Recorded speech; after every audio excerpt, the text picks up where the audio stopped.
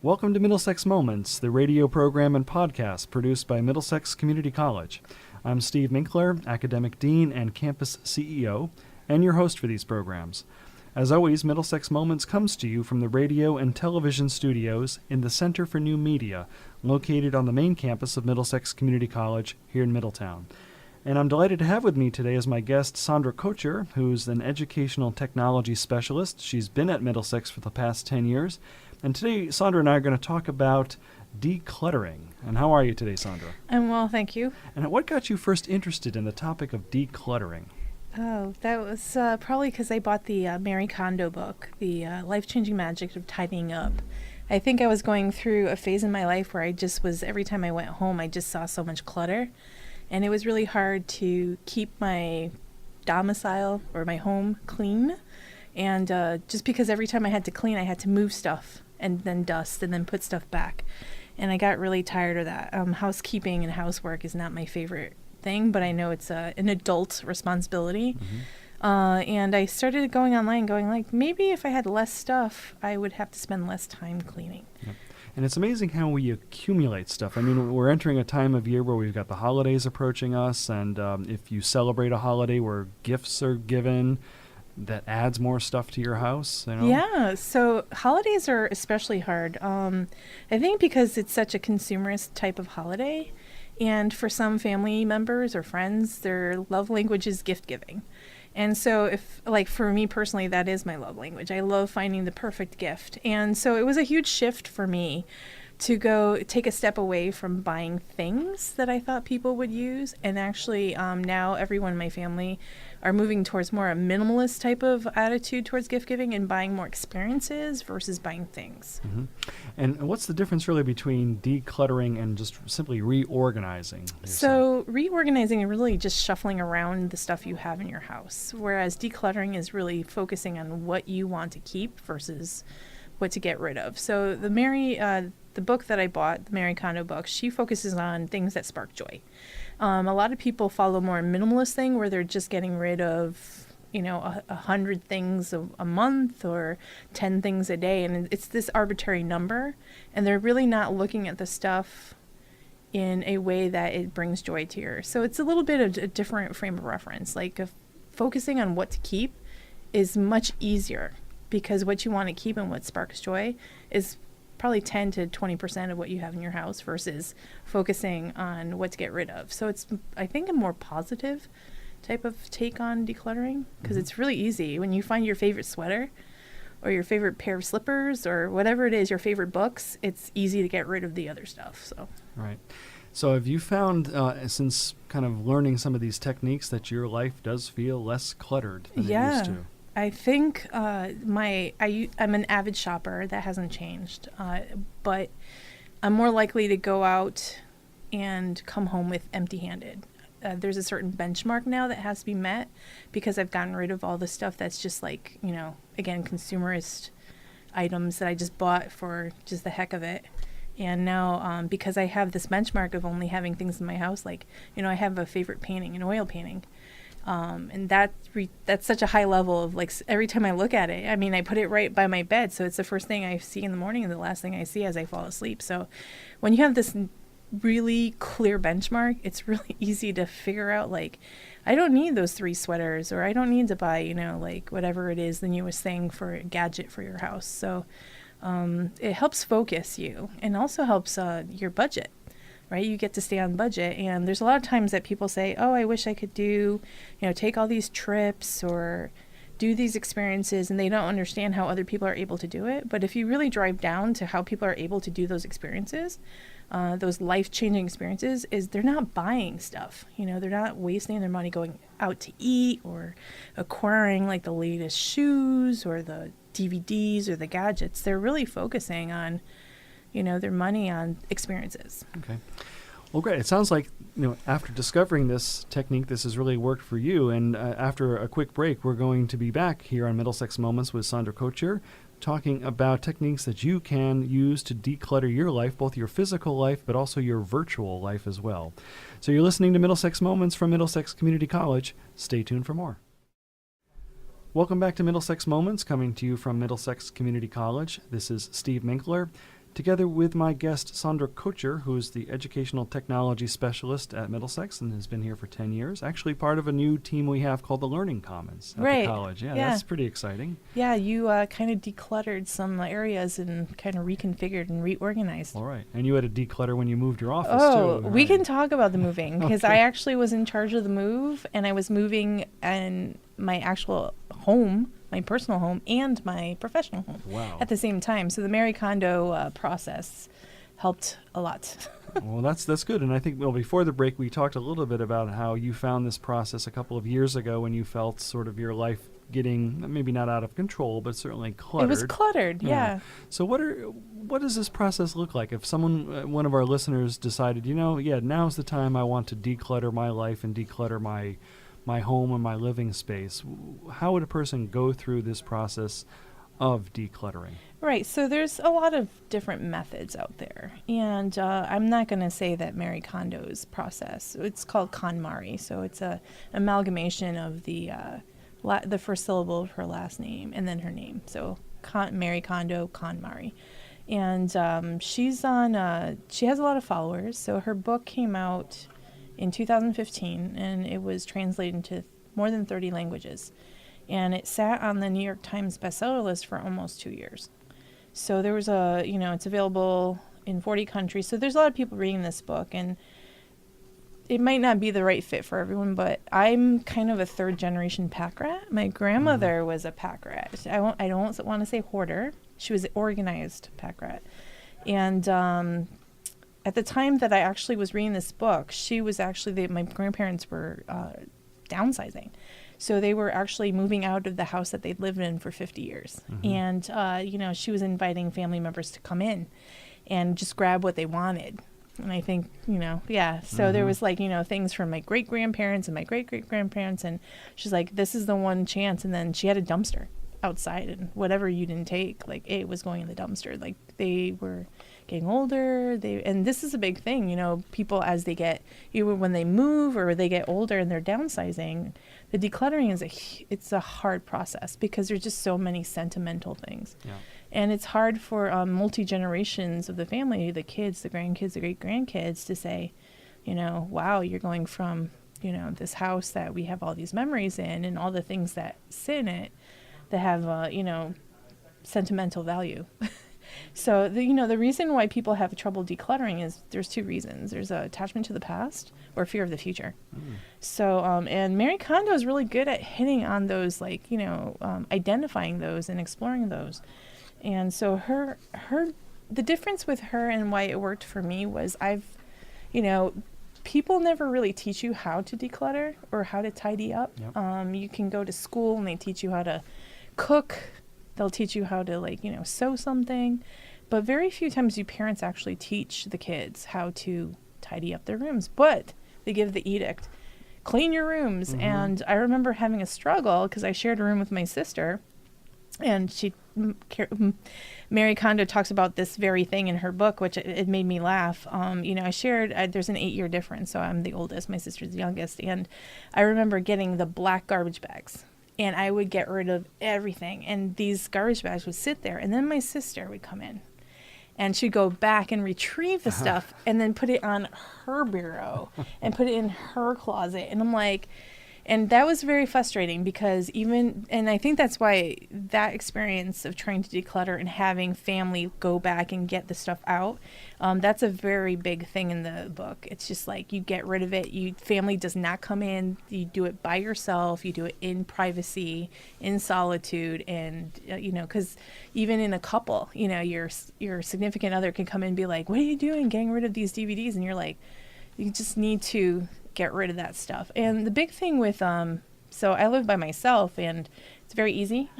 But if you're a family or a household, the Marie Kondo process is you cannot declutter for other people. You can only declutter for yourself. Okay. So, and she keeps saying that and so it's really interesting. There's a lot of Facebook groups with 50,000 plus members, right? And they're asking questions and they're going through the process, and it's a really good support system. And a lot of people are like, how do I declutter my husband's stuff? Or how do I declutter my kids' stuff? And the number one rule is go back and declutter more in your area. And there are common areas where you can declutter, but, it's a pretty hard and fast rule that you can't declutter for others. Yeah, I mean, that's got to be a hard conversation because it's like you're touching my stuff here and I've Right. collected that or I've Right. kept it for some reason, like you said, whether it's sentimental or has some significant connection. I mean, Right. I'll admit I still have, I think, some of my grade school report cards somewhere in my house. Right. Are they useful to me? No. Right.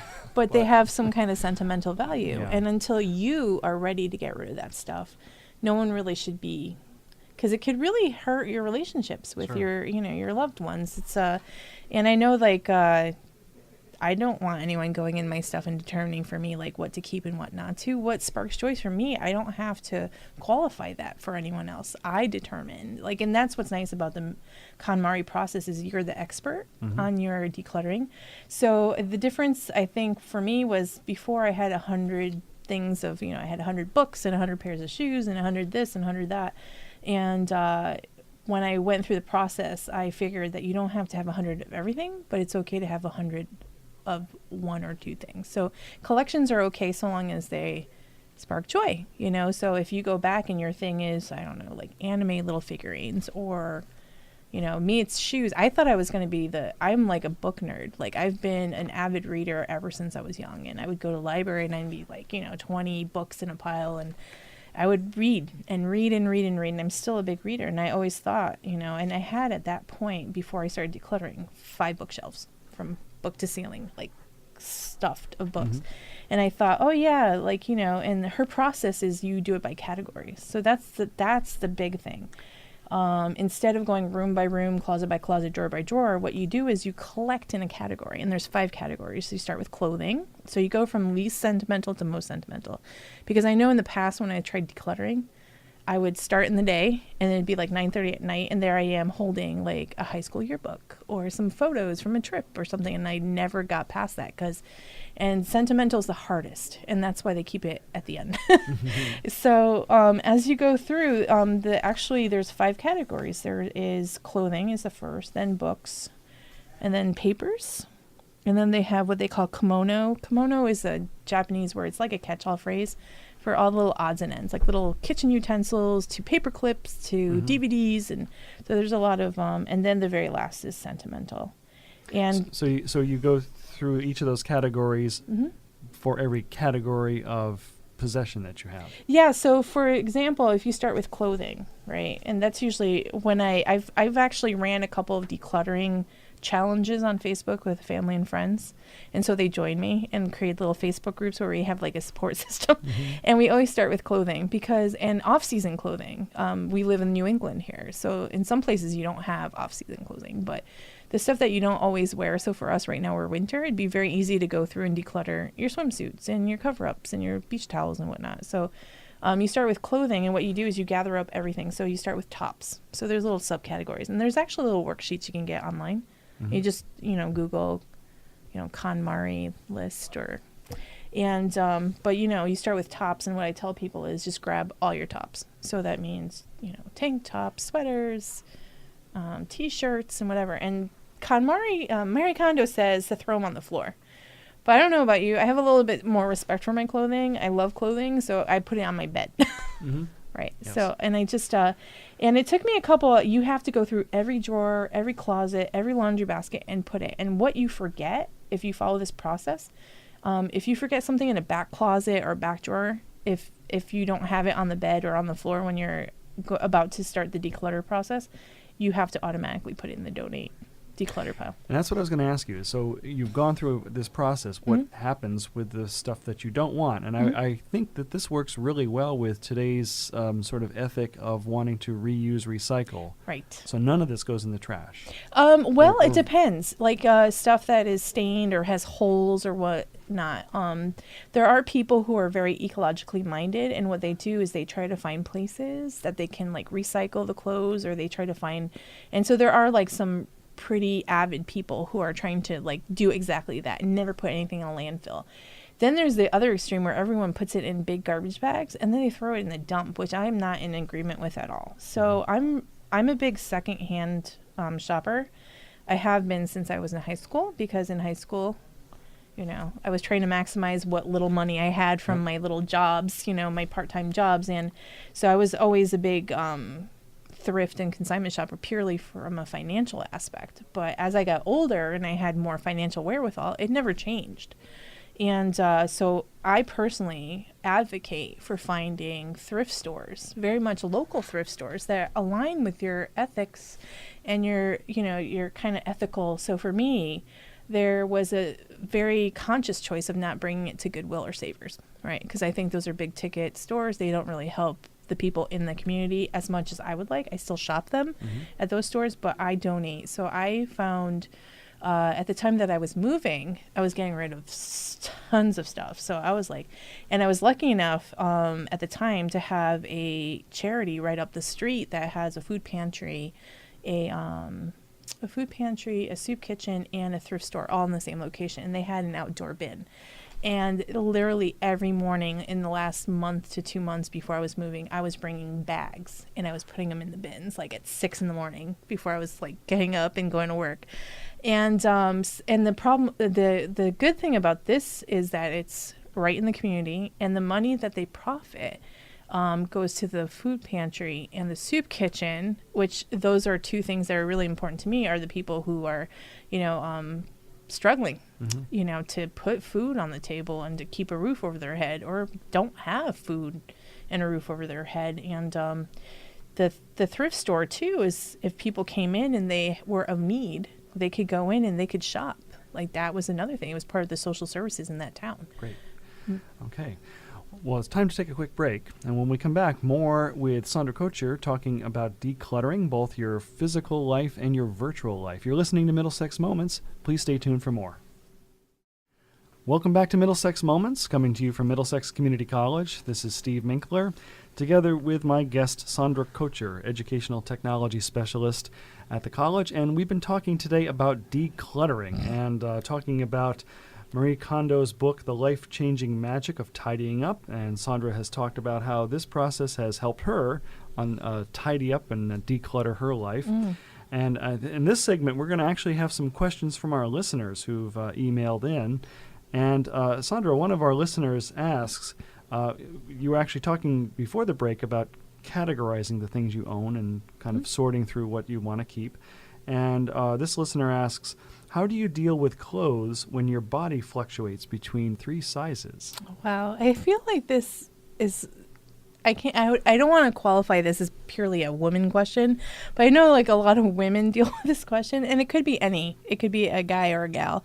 I think what happens is when you fluctuate, I would say then you have to you declutter, and I still have things that are not, that are children's clothing, obviously don't fit me, but they spark joy and they're sentimental. So I keep them, but I'm not looking to wear them like in the winter or in the next 12 to 24 months. I would say when it comes to fluctuation, I also have that reality where the weight can fluctuate, winter weight, carbo loading, staying home, not as active, summer, out all the time, eating salads. It's kind of we're mammals, we hibernate. So that's just a natural weight fluctuation. I think a lot of times different life phases, like my sister just had a baby, so there's the weight gain that comes from those things. So I think what you need to do is, first, be kind with yourself. Decluttering is not supposed to be about self-deprivation. It's not supposed to be about self-flagellation. It's just supposed to be about, it's really a self-care method. And, the positive spin on it is like, if it sparks joy, you keep it. Now, if you're running out of space and, you have so much stuff that you're not wearing and you can't get to the clothes that you do need to wear from day-to-day life, then you kind of goes into the question about our fantasy selves, actually. So I had revelations. Marie Kondo talks about the reason why we hold on to things, right? There's a reason, attachment to the past, fear of the future, and then we have these fantasy selves. So for example, when I started decluttering, I had bins upon bins of clothing in the basement, and they were one size too big, one size too small, 2 sizes too small. And there's just this idea that one day I will run that marathon, or one day I will lose that weight, or one day I'll read all those books, or one day I'll watch all those movies. And that's where we get into this fantasy self. We get stuck. So one of the things that I ran into, I had a couple of fantasy selves. I had a lot of pencil skirts and stiletto heels. I love them on other people. I think they look fantastic. I bought them for myself, but for some reason I had this fantasy that it was like some kind of, high-powered Sex in the City professional. And, I wear flats. I go for comfort. A pencil skirt is nice every once in a while, but I do not wear them on the regular. Yep. And so I had to declutter my 9 pencil skirts, and it was really hard because you have this idea of yourself, either a younger self, a more more athletic self, a more erudite self, whatever it is, that you have to come to terms with. So as you declutter, you're actually decluttering not just physical items, but you're also emotionally and mentally decluttering. Yeah. And I think it also speaks a little bit to finding your self-confidence, too. So like you said, that with clothing, it's not just women. It can be for men, too. For sure. I dropped some weight, and I kept my old clothes because I wasn't sure if I was going to keep the weight off. And it's like, well, I don't want to give these clothes up, and then what if I gain my weight back? And I'm finally coming to terms with that to say, okay, I'd rather donate some of my older, now baggy clothes to charity, or to someone, a student at the college who maybe needs a new suit to go for an interview. I'd rather see them use it than me putting it in my closet. Yeah. Yeah. So that's interesting. Yeah. So I think the fantasy sales, the other one that was really funny was I had a bin of ski and snowboard socks. So at one point I thought I felt like I had this Olympic snowboarder hopes. I'm like, obviously way too old, but it was one of the first things that I when I tried snowboarding, I took to it, and I'm not an athletic person, but the fact that I was able to do it, so I had to I held on to the snowboard. I just recently got rid of it. You get stuck. So another one of our listeners wrote in a question for us. How do you know when simple organization is not enough? So organization and decluttering is way different. Simple organization is just kind of moving your stuff around. Now, if you're by just natural habit are a minimalist, or you don't have a lot of clutter, simple organization works for you. But we're talking more people who are more on the pack rat, not really hoarding, but more they have a lot of stuff and they never organized it. Like, for example, my mom has Christmas decorations enough for 10 houses. And so every time she goes through and she redecorates the house every Christmas, and she loves to decorate, it sparks joy for her. So there's no reason that she should get rid of it. And she has a storage space for it. But simple organization, it's really interesting. Marie Kondo calls organization, all those boxes you can get in the bins. It's just a way to buy more stuff. And when you have to buy stuff to hide stuff, that's not organization. That's just organized clutter or hoarding. I think she calls it organized hoarding, which is it's like a fine line. Yeah. So one of the words I was trying to avoid using in this is a sense of control. If you feel that your house or your office is too cluttered, it feels out of control. But is there an element of control in some of this idea of decluttering? Control not a bad way. Control can be contrived in two ways, right? Yeah, I meant in a positive way. You're gaining control of your physical environment. And you're focusing and you're reevaluating and evaluating. So, for example, I know that I get through phases where I just have to stop my work, even at work, right? So professionally, my desk starts getting cluttered. And I just look around and it just frazzles me because I'm like, oh my God, there's piles of paper everywhere. I can't stay organized. I can't stay focused. And it's much easier for me to work and stay focused if I have an organized space. I know that. So when you're talking about control and being more efficient, being less stressed, that's a good control, Sure. Yeah. Yep. I think we have time for one more question from our listeners. And this person wrote in, should I declutter my social media presence and my computer files? I would say a very enthusiastic yes. Okay. As the educational technology correct. specialist, Sandra Couture. Yeah. So, and your advice and to help a person go through this, what would you say to them? It's really interesting. A lot of people start by decluttering, and they kind of go down the road even one step more, and they go towards minimalism. And minimalism is really just kind of going from just going and focusing on the essential. And so a lot of times you just have a lot of stuff coming in the inbox. You have emails pile up, you have social media accounts, there's the FOMO, the fear of missing out, and people are addicted. There's now, automatic apps that come with the phones that tell you how much screen time you're doing, and people would be shocked. So I know that sometimes I just have to not even go online. I have to do almost what they call like they call it not even decluttering, but like just kind of like a step back from put down the phone, turn off the phones, and stay off the internet, and just kind of like. And I remember one time I went on vacation. I did a 4-day this old boat. It was like a clipper out of Rockland, Maine, and we had no cell phone service. I had never slept so well, and I napped, and it was just like, it was mind-boggling. There's studies that show that, it takes about 3 to 4 years. It's called a digital detox. Now I'm bringing that, where you detox, and it's addictive. People make apps to be addictive. Sure. So, well, and that would be a great topic for another Middlesex Moment show sometime in the future. Digital detox. That would be great. I highly advocate for it.